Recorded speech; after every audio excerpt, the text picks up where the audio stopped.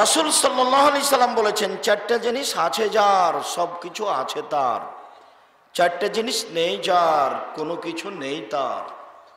চারটা জিনিস আছে যার সবকিছু আছে তার, চারটা জিনিস নেই যার কোনো কিছু নেই তার। এক, হিফজ আমানাতিন, আমানতের রক্ষা। মসজিদ মাদ্রাসার 10-এর টাকা, প্রিন্সিপাল হেডমাস্টার এদের কাছে যে 10-এর পয়সা থাকে। দুই, হুসন খালিকাতিন, ভালো আচরণ, ভালো আচরণ যার জান্নাত তার, সবকিছু তার। তিন, সিদক হাদিসিন, সত্য কথা, সত্য কথা বলতে শিখতে হবে। চার, ইফাতুন ফি তামাতিন, বৈধ রুজি, হালাল রুজি যার সবকিছু তার, হালাল রুজি নেই যার কোনো কিছু নেই তার। যৌতুক হারাম, যা টাকা পয়সা নিয়েছেন 24 ঘন্টার মধ্যে ফেরত দিতে হবে। হালাল রুজি নেই যার কোনো কিছু নেই তার। সম্মানিত দিনী ভাই বোন, বলছিলাম জাহেলিয়াতের যুগে মেয়েদের মাটিতে পুঁতে দেওয়া হতো। মেয়ে বিবাহ দিতে টাকা লাগা, যৌতুক লাগা, এটা জাহেলিয়াত, এটা বন্যতা, এটা বর্বরতা, এটা অসভ্যতা। সেই যুগ আবার ফিরে এসেছে। আর এ 3 নম্বর শ্রেণীর অশিক্ষিতা মহিলা শিক্ষার নামে বলছে যে ইস্টাবলিশড হতে হবে, আমাদেরকে পায়ের ভরে দাঁড়াতে হবে, পয়সা উপার্জন করতে হবে। বোকা নারী, তোমাকে পয়সা উপার্জনের জন্য আল্লাহ বলেছেন? আল্লাহ বলছেন, অমিন আয়াতিহান খালাকালাকুম মিন আনফুসিকুম আজওয়াজান লিতাসকুনু ইলাইহা। পৃথিবীর মানুষ শোনো, তোমাদের স্ত্রীদেরকে তোমাদের মধ্য থেকে সৃষ্টি করেছে যাতে করে তোমরা সেখানে শান্তি তৃপ্তি পাও। তোমার স্ত্রী তোমার শান্তির বস্তু, তোমার স্ত্রী তোমার তৃপ্তির বস্তু। তোমার স্ত্রী হলো কাজবাজ করে গিয়ে সেখানে আশ্রয় নেওয়ার বস্তু। সেখানে তুমি আশ্রয় নিবা, সেখানে সুখ দুঃখের কথা বলবা, সেখানে শান্তি তৃপ্তি পাবা। বাড়ি বানালাম, ঘর বানালাম, অবৈধ মখমল চাদর দিয়ে বিছানা সাজালাম, কিন্তু কোনো হুঁশিয়ার বুদ্ধিমতী একজন স্ত্রী নেই, সেই ঘরে শান্তি হবে না। ওকে পয়সা উপার্জনের জন্য সৃষ্টি করা হয়নি, ও হয়েছে ব্যাংকের একজন সহকারী কর্মী। তো দেরি করে গেলে ম্যানেজার ধমকায়। বাড়িতে যাওয়ার সময়তে শাশুড়িকে বলে যাই যে আম্মা সময় হয়ে গেল, কাপড়টা খাঁচতে পারিনি, একটু খেঁচে শুকাতে দিয়েন। স্বামী বাড়িতে আসলে দেখে বউ এখনো আসেনি। ব্যাংকের চাকরি 8টা 9টা 10টা রাত 11টা পর্যন্ত চলে, অবাক চাকরি। 5টা পর্যন্ত যা টাকা পয়সা লেনদেন হয়েছে সেইটা আবার আরো 5 ঘন্টাতে ঠিক করতে হবে, তারপরে যেতে পাবে। একটা কঠিন জীবিকা নির্বাহ। তারপরে বউ হলো হেডমাস্টার, প্রিন্সিপাল। তারপরে বউ হলো আপনার চেয়ারম্যান। সবাইকে বলে ভাইয়া আসেন, চা খান, সবাইকে ডাকে। ও গরু ছাগলের মতো, পশু প্রাণীর মতো। বুঝেও বুঝে না ওরা, অন্তর আছে বুঝে না, বুঝা দরকার। দেখেও দেখে না ওরা, চক্ষু আছে দেখে না, দেখা দরকার। শোনেও শোনে না ওরা, কান আছে শোনে না। উলায়েকা কাল আনাম, তারা পশু প্রাণীর মতো, তারা গরু ছাগলের মতো, তারা কুকুর স্ত্রীকালের মতো, বালহুম আজাল, বরং তার চেয়ে খারাপ। এ কথা আল্লাহ বলছে। বউ বাড়ির জিনিস, বউকে আদর করতে হয়, ঢেকে রাখতে হয়, ঘেরে রাখতে হয়। বউ হচ্ছে বগড়া সোনাতলা হাটের আদরের মালসা, ওকে আদর করতে হয়।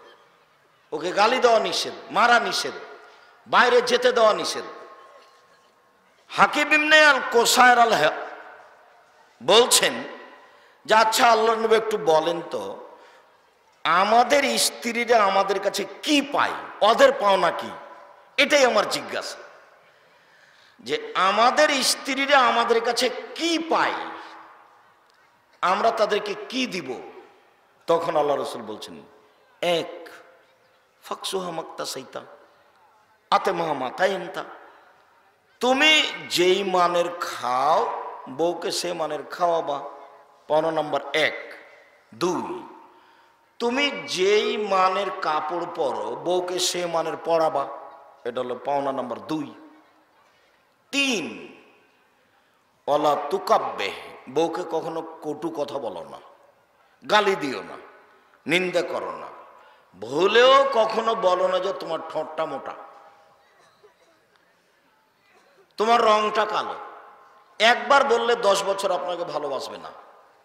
বুদ্ধি কম, প্রশংসা প্রিয়, বেশি প্রশংসা করেন, তুমি খুবই ভালো, তোমার মতো আমি কোনো মহিলাই দেখি না, তুমি খুব ভালো, সারা রাত পাটি বেঁধিবে। কিন্তু আপনার বোকামির কারণে ও সুযোগ পায় না, তখন কষ্ট পায়। জিজ্ঞাসা করলে বলে আমার স্বামীর মুখ খুব খারাপ।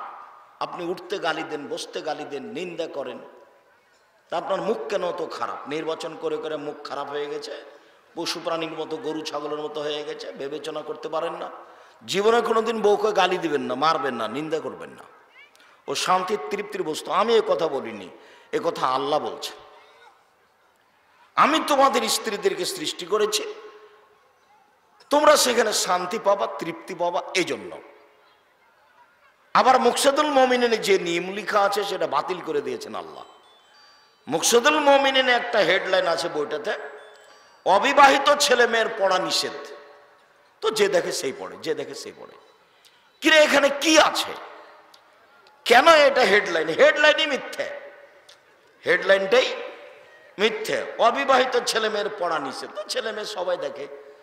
এখন পড়ে দেখছে নিচে লেখা আছে, সফরের পূর্বে স্ত্রী মিলন হলে ছেলে ল্যাংড়া হয়, ভরা পেটে স্ত্রী মিলন হলে ছেলে ভ্যাংচা হয়, চন্দ্রগ্রহণ সূর্যগ্রহণে স্ত্রী মিলন হলে ছেলে টেরা হয়। এইভাবে কয়েক পৃষ্ঠা যাবৎ লিখেছেন। আল্লাহর হস্তে সবটা কথাই মিথ্যা, একটা সত্য না। শুধু যদি বলি মিথ্যা তাহলে ভুল হবে, ওরা ডাহা মিথ্যা।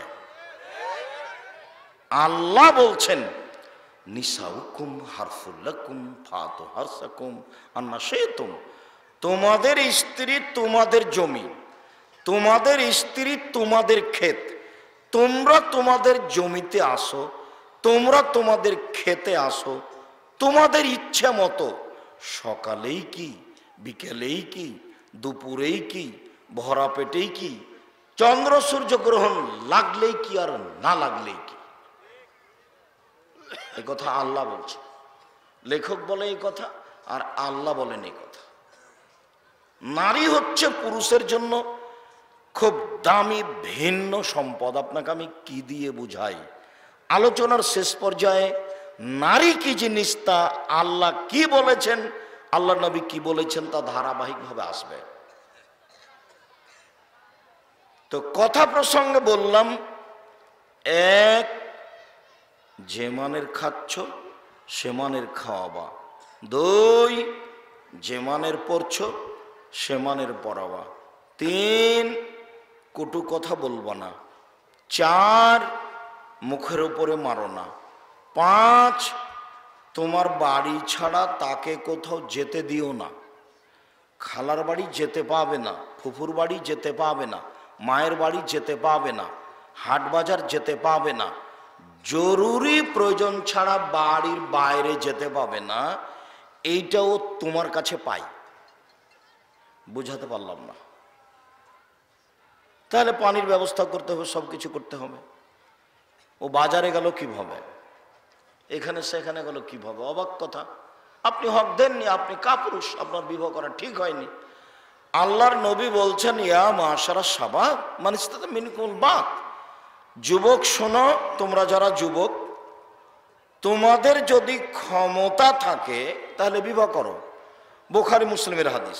দেখো, তোমাদের যদি ক্ষমতা থাকে তাহলে বিবাহ করো। ক্ষমতা, ক্ষমতা নাম্বার 1 টাকা, ক্ষমতা নাম্বার 2 শারীরিক ক্ষমতা, ক্ষমতা নাম্বার 3 কন্ট্রোল ক্ষমতা। এই কোথায় গেছিলা?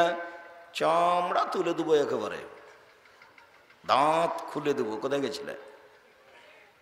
ক্ষমতা লাগবে। আল্লাহ নবী বলছেন যদি ক্ষমতা থাকে বিবাহ করো। ওকে কন্ট্রোল করতে হবে, ওকে ঘিরে রাখতে হবে, ওর থাকার জায়গা দিতে হবে, খাওয়ার জায়গা দিতে হবে, পেশাব পায়খানার জায়গা দিতে হবে, সব কিছু দিতে হবে। ফাইলা ব্যস্তাতে যদি না পারো ফায়রা বিষম ধরো, রোজা থাকো। রোজা থেকে থেকে যৌবনকে ধ্বংস করে দাও, বিবাহ করিও না। আপনি বড় হলে বিবাহ করতে হবে এই হিসাবে আল্লাহ নবী বলেননি, হাদিস বুখারী মুসলিম। বিবাহ করলে বউকে কন্ট্রোল করতে হবে, ওর বুদ্ধি কম, ওর দুটা জিনিস জরুরি, নইলে সংসার ভালো হবে না। একটা জিনিস হলো অভিমান করতে পারবে না, অভিমান, অভিমান, এক অভিমান। তোমার কাছে কুরবানি ঈদে একটা শাড়ি চেয়েছিলাম, দেওনি, এর নাম অভিমান। কত তোমাকে বললাম যে একবার আমি খালার বাড়ি বেড়াতে যাব, তবু তুমি নিয়ে গেলে না, অভিমান। দুই তিনটে যখন হয়নি তখন বলছে তুমি আমার কোনো কথাই শোনো না। অভিমান থেকে তাকে মুক্ত থাকতে হবে আপনার স্ত্রীকে। অভিমান থাকলে শয়তান ওকে বোকা বানাবে। শয়তান তখন ওকে বলবে তোর স্বামী তো একটাও কথা শোনে না, খামাখে তুই ওর পাঁটি বেঁধিস কেনে? তখন ও শয়তানকে বলে হ্যাঁ ঠিকই বলেছো, তুই আসলে যে আমার কথা শোনে না। আর এটা হলো প্রতিবাদ। স্ত্রী প্রতিবাদ করতে পারবে না, তুমি এ কথা কেন বললে, তুমি আমার মাকে এভাবে বললে কেন, তুমি আমাকে এটা কাজ করতে বললে কেন।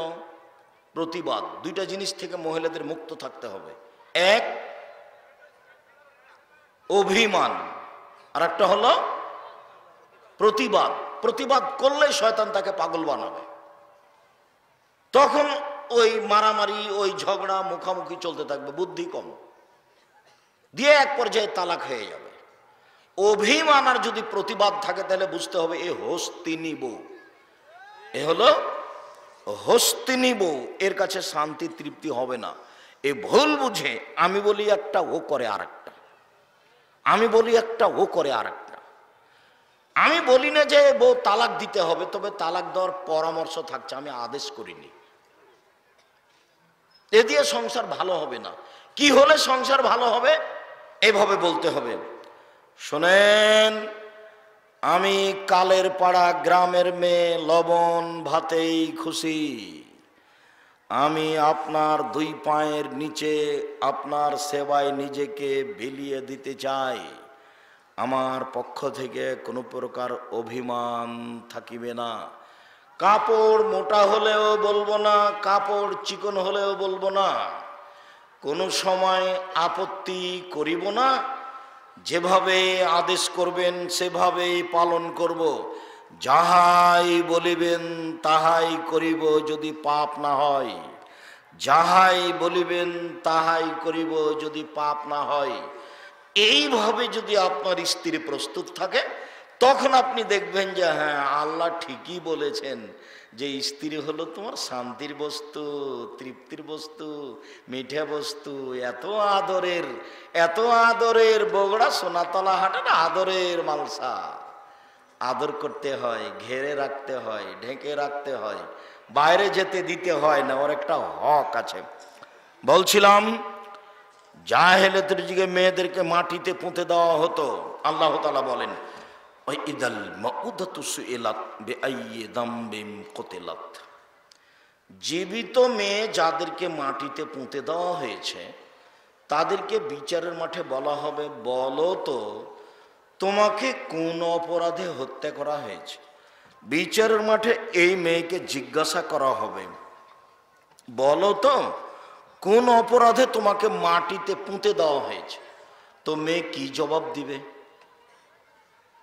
এই ছেলে যারা দায়িত্ব পালন করছে, যে নাগালের বাহিরে ওরা কথা বলছে, জোরে কথা বলছে, ওর তো বিবেচনা নাই যে আমি যে এত জোরে কথা বলছি ভিতরের মানুষ শুনতে পাচ্ছে। তোমাদের দেখতে হবে, তোমরা যারা এই গ্রামের ছেলে আজকে বক্তব্য শুনিও না, পরিবেশ কন্ট্রোল করবে ভিতরে ও বাহিরে। কেউ দাঁড়িয়ে থাকতে পাবে না, দোকানপাটে কেউ গল্প করতে পাবে না। দোকানপাটে যদি এখন কেউ গল্প করে এটা তোমাদের অযোগ্যতা। যদিও আমি এই মানুষকে ঘৃণা করি, আমি আব্দুর রাজ্জাক বিন ইউসুফ এখানে কথা বলছি, আপনি দোকানে গল্প করছেন মানে আপনি কি মনে করেন? আপনি কয় টাকার মালিক? আপনার কাছে কি বিদ্যা আছে? কেন আপনি গল্প করবেন? আমি আব্দুর রাজ্জাক বিন ইউসুফ আপনার বাড়িতে এসেছি, আপনি সামনে এসে ভদ্রতা বজায় রেখে বসে থাকবেন, আপনার কিছু না কিছু আমি উপকার করবই করবো ইনশাআল্লাহ। আমি তো নির্বাচনে আসিনি যে আপনি মুখটা ব্যাখ্যা করে ওখানে গিয়ে বসে থাকবেন। আমি তো নির্বাচন করতে আসিনি। আপনি কোন শরমে দোকানে বসে আছেন? আপনি কোন লজ্জায় বসে আছেন? আপনার একটু ইতস্তবোধ হয় না? আর একটা আপনার মানবতা আসে না? আপনার একটু হিতাহিত জ্ঞান নেই? আপনার একটু বোধোদয় নেই? বুঝেও বুঝে না ওরা, অন্তর আছে বুঝে না, দেখেও দেখে না ওরা, চক্ষু আছে দেখে না, শুনেও শুনে না ওরা, কান আছে শোনে না। উলাইকা কালা আনাম, তারা পশু প্রাণীর মতো, তারা গরু ছাগলের মতো, তারা কুকুর শ্রীগালের মতো। আরাম চিরদিনের জন্য মেয়েকে মাটিতে পুঁতে দেওয়া হারাম, চিরদিনের জন্য কৃপণতা হারাম। বুখারী মুসলিমের একটা হাদিসে 3টে জিনিস হারাম ঘোষণা করা আছে। তার 1 নাম্বারটা হলো বাপ মায়ের অবাধ্য হওয়া যাবে না। এই কথাটা একটু বলি। আল্লাহ নবী বলছেন, পৃথিবীর মানুষ শুনে রেখো, 4 শ্রেণীর মানুষ জান্নাতে যাবে না। 1, আকুন, বাপ মাকে মানে না যে। 2, কাম্মার, জুয়া খেলে যে। 3, মান্নান, খোটা দেয় যে। 4, মদমেনুল খামর, নিয়মিত বিড়ি তামাক জর্দা সিগারেট গুল নেশাদার দ্রব্য খায় পান করে যে। 4টে। আমার আঙ্গুলের দিকে দেখেন তো।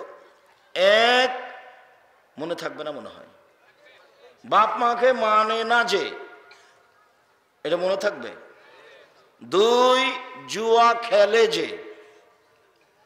3, খোটা দেয় যে। 4, নিয়মিত বিড়ি তামাক জর্দা সিগারেট গুল নেশাদার দ্রব্য খায় পান করে যে। মনে থাকবে না তো, বাপ মাকে মানে না যে। আর একটা বাক্য, একজন এসে বলছে, আল্লাহর নবী, আমার বাপ মা আমার কাছে কি পায়, আমার বাপ মার আমি কি করব? তখন আল্লাহ রসুল বলছেন, তোমার বাপ মার কি করবে মানে কি বলো তুমি? হুমা জান্নাত নারকা, তারাই দুজন তোমার জাহান্নাম, তারাই দুজন তোমার জান্নাত। ওরাই তোমার জাহান্নাম, ওরাই তোমার জান্নাত। তোমার বাপ মা তোমার জাহান্নাম, তোমার বাপ মা তোমার জান্নাত। কি করবে মানে? মায়ের পায়ের নিচে জান্নাত, এ কথাই ঠিক। একদিন তুমি ছিলে তোমার মায়ের কোলে, এখন তোমার মা তোমার কোলে। তোমার বোনেরা শ্বশুর বাড়ি চলে গেছে, গোসল দেওয়াবা তুমি, কাপড় পরাবা তুমি, কাঁধে করে মেডিকেলে নিয়ে যাবা তুমি, গাও হাত মুছিয়ে দিবা তুমি, পেশাব করাবা তুমি, পায়খানা করাবা তুমি। একদিন তুমি ছিলে তোমার মায়ের কোলে, এখন তোমার মা তোমার কোলে। যা যা প্রয়োজন তোমার মায়ের তুমি সব করবা। তোমার মায়ের পায়ের নিচে জান্নাত। তো ঘুম থেকে উঠে দেখলাম যে আমার মায়ের চেয়ে খারাপ মানুষ দুনিয়াতে কেউ নাই। কেন? আমার মা যে আমার বউকে সব সময় গালি দেয়, এই কথাও ঠিক।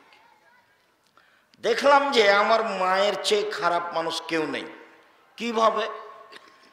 আরে টাকা দিয়ে আমি আর আমার মা সব সময় আমার বড় বোনের ছেলে মেয়েকে ভালোবাসে। তো একদিন পরীক্ষা করে দেখলাম যে একটা বড় মাছ কিনে নিয়ে আসা হয়েছে, আমারও ছেলে খেতে বসেছে, আমার বোনের ছেলেও বসেছে। তো আমার মা ভালো একটা মাছের চাকাটা আমার বোনের প্লেটে দিল, আমার বোনের ছেলের প্লেটে দিল। টাকা আমি দিই, বললাম আম্মা এই টাকাটা থাকলো, আপনি একটু ফলমূল খাবেন। পরের দিন বলছে, আম্মা টাকাটা কি করেছেন? টাকাটা তোর বড় বোনকে দিয়ে দিয়েছি। একইবারই যে উল্টা। জি, আপনার বাপ মায়ের বয়স বেশি হলে সবকিছু উল্টা করবে, এ কথাই ঠিক। মুখ খুলতে পাবেন না জীবনে, মুখ চিরদিনের জন্য বন্ধ। ওর কাছে যাওয়ারই ঢং ভিন্ন। আল্লাহ বলছে যেতে হবে ধীর গতিতে। ওর কাছে যাওয়ারই ঢং ভিন্ন, হাতখান নিচু হয়ে থাকবে। ওর কাছে কথা বলারই ঢং ভিন্ন, নরম হয়ে বলতে হবে। আম্মা তাহলে কি আপার বাসায় যাব? আপনি যে বলছিলেন। কথা জোরে বলা নিষেধ, হাতটা হিলিয়ে যাওয়া নিষেধ, জোরে হাঁটা নিষেধ। সালাত ব্যতিক্রমে ইবাদত, তারপরও নিয়ম বলেননি আল্লাহ। কিন্তু বাপ মায়ের কাছে কিভাবে কথা বলতে হবে, কিভাবে যেতে হবে, কিভাবে হাঁটতে হবে, তার বিস্তারিত বিবরণ দিয়েছেন আল্লাহ। ও হলো বাপ মা। ওর চেয়ে সম্মানী মানুষ পৃথিবীতে কেউ নেই। জীবনে ভুলেও কোনোদিন মায়ের নামে বইয়ের নামে অ্যাকাউন্ট খুলবা না। বোকা ছেলে, বইয়ের নামে অ্যাকাউন্ট খুললে কয়দিন পরে আর একজনের সাথে প্রেম করে টাকা নিয়ে পালিয়ে যাবে। তখন তুমি আর তোমার মা আর তোমার বাপ তিনজন কান্নাকাটি করবা। বিদেশে গিয়ে আমি বক্তব্য দিলে বক্তব্যের একটা অংশ এটা থাকে, বইয়ের সাথে ভালোবাসা করে বাপ মায়ের সাথে সম্পর্ক দুর্বল করে বইয়ের নামে অ্যাকাউন্ট খুলেছে, 5 বছর দেশে আসেনি। কত যে মেয়ের সম্পর্ক আছে আল্লাহ ভালো জানে। আজ থেকে নিয়ে আমার সামনে যারা আছেন, অনলাইনে যারা আমার সাথে আছেন, ভবিষ্যতে যারা এই বক্তব্য অবগত হবেন, তাদের আমি অনুরোধ করছি, জীবনে কোনোদিন বাপ মায়ের সামনে মুখ খুলবেন না জোরে। মন খারাপ করা তো বহু দূরের কথা, জোরে কথা বলবেন না। মরে যাওয়ার সাথে সাথে খালি সারাদিন আপনাকে ধাক্কা দিবে। ইন্না লিল্লাহ। আমি মায়ের সামনে এই কথাটা বলেছিলাম, ইন্না লিল্লাহ। কারোর সামনে বললে এই কথা মনে হবে না, কিন্তু বাপ মায়ের সামনে বললে বারবার পিড়ে দিবে, বারবার পিড়ে দিবে। এক, বাপ মাকে মানে না যে। 2, জুয়া খেলে যে। একটু জুয়া, প্রত্যেক যে খেলাতে টাকার হারজিত আছে সেটাই হলো জুয়া। টাকার হারজিত নেই, শরীর চর্চা আছে, তখন জায়েজ। ফুটবল, ক্রিকেট, শরীর চর্চাও নেই, টাকার হারজিত নেই, তখন একেবারেই হারাম। শরীর চর্চাও নেই, টাকার হারজিত নেই, বসে বসে চলে, সময় নষ্ট হয়, সলাৎ হয় না, ইবাদত হয় না, কাজ হয় না, বসে বসে চলে, এমন খেলা চিরদিনের জন্য হারাম। মানে লাইবা বিনার দেশির ফাঁকাদাত খেলে এত ফি দামে খিঞ্জিরি। কেউ যদি চৌসার, ছক্কা, লুডু, দাবা, পাঞ্জা, ক্যারাম বোর্ড, তাস, গেমস, এই ধরনের খেলা যত পৃথিবীতে হয়েছে আরও হবে, এসব খেলায় কেউ যদি অংশগ্রহণ করে, সে তার হাতকে শরীর রক্তের মধ্যে ডুবিয়ে দিল। শুকুরের রক্তের মধ্যে ডুবিয়ে দিল। এই খেলাগুলি চিরদিনের জন্য হারাম। আগে বাসায় গিয়ে ক্যারাম বোর্ডটাকে আগে হাতুড় দিয়ে ভাঙবা, হাম্বল দিয়ে, তারপরে ঘুমাবা। তুমি যদি না ভাঙবো তুমি মুনাফেক। তুমি আমার বক্তব্যের সাথে মুনাফেকই করেছো, তুমি মুনাফেক। তোমার এই ভালোবাসাকে আমি নাকচ করে দিলাম। বহু কষ্ট করে অনেক দূর থেকে এসেছে, এ কথাই ঠিক, তবে তুমি বক্তব্যের সাথে মুনাফিকি করো, এ কথাও ঠিক। চৌসার, ছক্কা, লুডু, দাবা, পাঞ্জা, ক্যারাম বোর্ড, তাস, গেমস, আরও যত খেলা জন্ম নিয়েছে নিবে, বসে বসে চলে, সব চিরদিনের জন্য হারাম। এই খেলায় যদি কেউ অংশগ্রহণ করে, সে তার হাতকে শুকুরের শরীর রক্তের মধ্যে ডুবিয়ে দিল। সম্মানিত দিনী ভাই বোন, এক, চিরদিনের জন্য মায়ের অবাধ্য চলা হারাম। 2, মেয়েকে মাটিতে পুঁতে দেওয়া হারাম। 3, কৃপণতা হারাম। 1 মিনিট। যারা দান চাইলো, আমরা মনে করলাম যে ওদের প্রয়োজনে দান চাইলো, বললো যে আপনারা কিছু সাহায্য করেন, তো আমার মন চাইলে দিলাম, না চাইলে না দিলাম। এটা আমাদেরই ভুল হয়েছে, আমরা জাতিকে বুঝাতে পারিনি যে দান চাইলে দিতে হবে এরকম ঘটনা নয়। আগে আপনি জেনে নেন ইবাদতের জগতে সবচেয়ে শক্তিশালী ইবাদত হলো দান। এটা মনে থাকবে কি? সালাত ইবাদত, হজ ইবাদত, কোরআন তেলাওয়াত ইবাদত, তাসবিহ তাহলিল ইবাদত। যত ইবাদত দুনিয়াতে আছে তার সবার চেয়ে শক্তিশালী ইবাদত হলো দান। আব্দুর রাজ্জাক সাহেব একটু বুঝিয়ে বলেন তো কিভাবে? হ্যাঁ, বুঝিয়ে বলি। সালাত আপনি আদায় করলেন, নেকি আপনার, আপনার মা কবরে আছে, কোনো উপকার হবে না। হজ করলেন 10 লাখ টাকা খরচ করে, নেকি আপনার, আপনার মায়ের কোনো উপকার হবে না। তাসবিহ টিপলেন, নেকি আপনার, আপনার মায়ের কোনো উপকার হবে না। কোরআন তেলাওয়াত করলেন, নেকি আপনার, আপনার মায়ের কোনো উপকার হবে না। আপনি যখন বললেন আব্দুর রাজ্জাক সাহেব এই যে 5,000 টাকা থাকলো আমার মায়ের নামে, আপনি জামিয়া সালাফে খরচ করবেন, যখন আপনি আপনার মায়ের নামে দানটা করলেন তখন কবরের শাস্তি বন্ধ হয়ে গেল। এই কথা মুহাম্মদ সাল্লাল্লাহু আলাইহি ওয়াসাল্লাম বলেন। ওর ক্ষমতাই ভিন্ন। আল্লাহ রাসূল বলছেন ইন্না সাদকাতা তুতফিউ হাররাল কবরে, নিশ্চয় দান কবরের শাস্তিকে বন্ধ করে দেয়। আল্লাহ রাসূল বলছেন ইন্না সাদকাতা তুতফিউল খাতিয়াতা কামা ইতফিউল মাউন নারা, নিশ্চয় দান পাপকে মিটিয়ে দেয় যেমন ভাবে পানি আগুনকে নিভিয়ে দেয়। আল্লাহ রাসূল বলছেন ইন্না সাদকাতা সিররে তুতফিউ গাজাবার রাব্বে, আল্লাহ আমার উপরে খুব রাগ করে আছেন, আমি পাপ করেছি, আমি যখন দান করলাম তখন আল্লাহ ঠান্ডা হয়ে গেছে। ওর ক্ষমতাই ভিন্ন। এবার মনে থাকবে কি ইবাদতের জগতে সবচেয়ে শক্তিশালী ইবাদত কি? দান। সবচেয়ে পাওয়ারফুল ইবাদত হলো দান।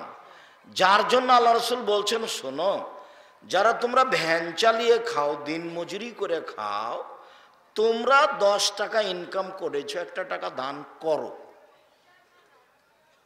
এইটা হলো তোমার জাহান্নাম থেকে বাঁচার পথ। যখন আল্লাহ রাসূল বলেন মহিলারা শোনো শোনো, মহিলারা শোনো শোনো, আমি জাহান্নামের অধিকাংশ মানুষে দেখছি নারী, জাহান্নামের অধিকাংশ মানুষে দেখছি নারী, তোমরা এক কাজ করো, দান করো, দান করো, দান করে তোমরা জাহান্নাম থেকে বাঁচো। তখন মহিলাদের গলায় কানে যা ছিল গয়না আর দুল আর বালা চা ছিল সব খুলে দিয়ে দিল আবু হুরায়রার হাতে। দান দিয়ে জাহান্নাম থেকে মুক্তি পাওয়া যায়। ভিন্ন ধরনের ইবাদত, শক্তিশালী পাওয়ারফুল ইবাদত। 3টা কথা অত্র বুখারী মুসলিমের হাদিসে। 1, বাপ মার অবাধ্য চলা হারাম। 2, মেয়েকে মাটিতে পুঁতে দেওয়া হারাম। 3, কৃপণতা হারাম। আল্লাহ নবী বলতেন আল্লাহুম্মা নাউযু বিকা মিনাল বুখলি, আল্লাহ তুমি আমাকে কৃপণতা থেকে বাঁচাও, আল্লাহ তুমি আমাকে কৃপণতা থেকে বাঁচাও, আল্লাহ তুমি আমাকে কৃপণতা থেকে বাঁচাও। কৃপণতা কি জিনিস? আল্লাহ রাসূল বলছেন লা ইয়াদখুলুল জান্নাতা বাখিল, কৃপণ জান্নাতে যাবে না, কৃপণ জান্নাতে যাবে না, কৃপণ জান্নাতে যাবে না। 3 শ্রেণীর মানুষ ধ্বংস হবেই, 3 শ্রেণীর মানুষ ধ্বংস হবে। 1 সহনমতা, কৃপণ যে সে ধ্বংস হবেই, কৃপণতা যার ভিতরে আছে সে ধ্বংস হবেই। সম্মানিত দিনী ভাই বোন, সালাম ইবনে ইয়াজিদ আল জৌফি বলছেন আমি আর আমার ভাই আল্লাহর নবীর কাছে গেলাম। আমরা 2 ভাই আল্লাহর নবীর কাছে গিয়ে বললাম আল্লাহর নবী, ইন্না উম্মানা মুলাইকা, আমাদের মা মুলাইকা, আমাদের মা মুলাইকা তাসলুর রাহেমা, মানুষের সাথে সদাচরণ করত, খুব ভালো মহিলা ছিল। অতাকরি জাইফা, আমাদের মা মুলাইকা মানুষকে খেতে দিত, খুব মেহমান প্রিয় ছিল। আমাদের মা মুলাইকা তাফালো তাফালো, এটা করতো, ওটা করতো, ভালো কাজ করত, ফকিরকে ভিক্ষে দিত, ভালো কাজ করত। আল্লাহর নবী আমাদের মা মুলাইকা জাহেলিদের যুগে মারা গেছে, মুসলমান হয়নি, তো এই কাজগুলো কি তার উপকারে আসবে? কালা লা, না, উপকারে আসবে না। আচ্ছা আল্লাহর নবী, ইন্না উম্মানা মুলাইকা, আমাদের মা মুলাইকা ওয়াদাত উখতাল্লানা, আমাদের একটা বোনকে মাটিতে পুঁতে দিয়েছিল। ফাহাল জালেকা নাফিউন লাহা, এইটা কি তার কোনো উপকারে আসবে? এবার বাক্য শোনেন, আল্লাহ রাসূল বলছেন ওয়ালাইদাতুল মাউতাতু ফিন্নারে, যাকে মাটিতে পোঁতা হয়েছে সেও জাহান্নামে যাবে, যে পুঁতে দিয়েছে সেও জাহান্নামে যাবে। জাহেলিদের যুগে মেয়েদেরকে মাটিতে পুঁতে দেওয়া হতো, জাহেলিদের যুগে মেয়েদেরকে মাটিতে পুঁতে দেওয়া হতো, সেই যুগ আবার ফিরে এসেছে। মেয়ে হলে মুখ কালো হয়, এই ছেলে বসো, কিছুক্ষণ অপেক্ষা করবেন, আমি নিচে ব্যস্ত আছি। একজন লোক এসে বলছে আল্লাহর নবী, এমনি ওয়াদ তো সামানিয়া বানাতেনলি, আমার 8টি মেয়ে আমি নিজে মাটিতে পুঁতে দিয়েছি। নিজে বলছে। আপনি কি বলছেন যে তার মেয়ের সাথে ভালোবাসা ছিল না? কি মনে করেন? আমার মেয়েকে তো আমি সারাদিনে 100 বার আম্মু বলছি, আম্মু কি হয়েছে, আম্মু কি লাগবে, আম্মু, কত আদর, কত চুমা, কত যত্ন। হ্যাঁ, সেটাই ভালো, সেটাই করতে হবে। আপনি কি মনে করছেন যে তাদের মেয়ের উপরে ভালোবাসা ছিল না? অবশ্যই ছিল। বগুড়ার জনৈক প্রিন্সিপাল সিলেট কলেজের, তার মেয়েকে পেলে জবে করে দিবে কেন? তাহলে মেয়েকে কেউ আদর করেনি? ও কি চুমা খায়নি? ও কি হাজারোবার আম্মু বলে ডাকেনি? পরিস্থিতি এমন হয়েছে, মেয়ের কারণে পরিস্থিতি এমন হয়েছে, সত্য সত্যই মেয়েকে পেলে জবে করে দিবে, এই কথাই ঠিক। এইবার তাহলে ওরা পরিস্থিতির চাপে মেয়েকে কি করত? মাটিতে পুঁতে দিত। তার নাম জাহেলিয়াতের যুগ। জাহেলিয়াতের যুগ আবার ফিরে এসেছে, জাহেলিয়াতের যুগ আবার ফিরে এসেছে। জাহেলিয়াতের যুগ মানে নারীরা কাপড় খুলে চলবে। আরে পায়জামা পরেছে একজনের ঢিলা ঢালা, আর একজন পায়জামার ভিতর দিয়ে ঢুকবে, আর আরেকটা পায়জামা পরছে স্কিন, একেবারে গায়ের সাথে লেগে আছে, অঙ্গ প্রত্যঙ্গ তো দেখা যায়, লজ্জা স্থানও বোঝা যায়। এটা হলো ইহুদি খ্রিস্টানদের পোশাক। আমার দুঃখ, আমার উম্মত